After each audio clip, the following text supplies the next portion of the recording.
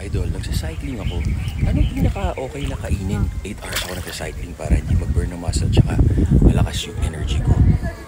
Well, kung gusto mong pumayat, hindi ka naman nagko-compete, ang pwede sa'yo is vegetables or fruits, diba? Or kung gusto mo naman na talagang matagal yung energy mo, yung iba kilala ko pasta, pero yung iba may allergy dahil may gluten. Rice, brown rice or sweet potato kasi may fiber. And then protein.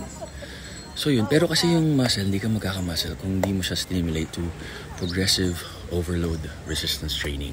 Ang cycling, nagbaburn ka ng calories, pero nagbaburn ka na fat. Meron naman silang sinasabing hybrid training, so pwede naman yun, pero sobrang hirap gawin nun. Kailangan talaga pasok ka sa protein, recovery, tulog, lahat-lahat.